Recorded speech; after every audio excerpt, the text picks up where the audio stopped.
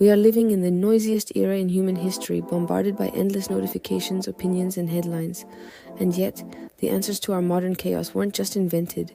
They were written down thousands of years ago. From the Bhagavad Gita to the teachings of the Buddha, from Christ to Socrates, their wisdom wasn't meant to be locked away in temples or ancient texts. It was forged for times exactly like this. Why does the world feel so heavy right now? It's a paradox, isn't it? We are drowning in information but starving for wisdom. We scroll for hours, but we rarely take a moment to reflect. We talk constantly, but we barely listen to each other, let alone ourselves. We accumulate everything we could possibly want, everything except a sense of peace. And this brings us to the fundamental question that Socrates kept asking, a question that cuts deeper today than ever before.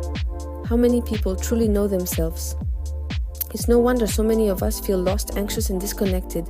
We were taught how to function in society, how to get a job, how to be productive, but we were never taught the most essential skill of all, how to be human. Let's look at what the Buddha said over 2.5 millennia ago.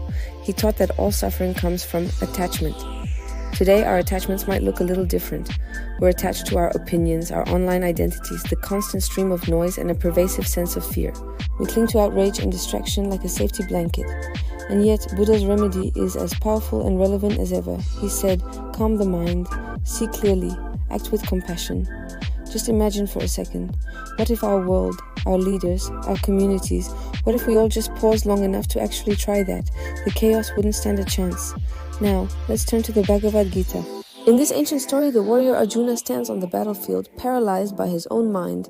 He's confused, he's afraid, he's completely overwhelmed by the scale of the conflict in front of him. Does that sound at all familiar? It's the same battle many of us fight internally every single day. And what does his guide Krishna tell him? He says, you are not the chaos around you. You are the awareness within it. Think about what that means. You don't fix the world by panicking, by reacting to every alarm bell. You fix your corner of it by showing up with clarity, with courage, and with a sense of purpose. The solution to external chaos always begins inside you. This idea of inner revolution echoes in the teachings of Christ.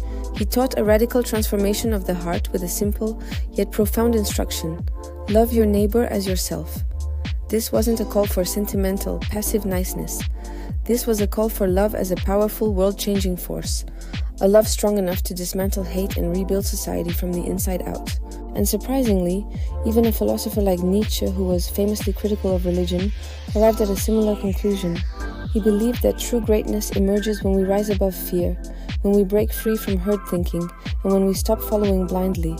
These are different voices from different eras, all pointing to the same timeless truth. Real, lasting outer change is a direct result of inner strength. So, how do we solve the overwhelming chaos of today?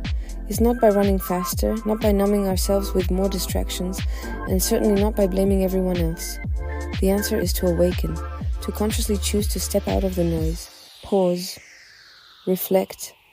Ask yourself what truly matters. Choose compassion over judgment. Choose clarity over confusion.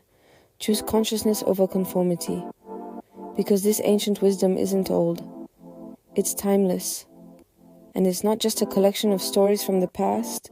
It's a user manual for the present waiting for us to open it and remember who we are. Thanks for watching.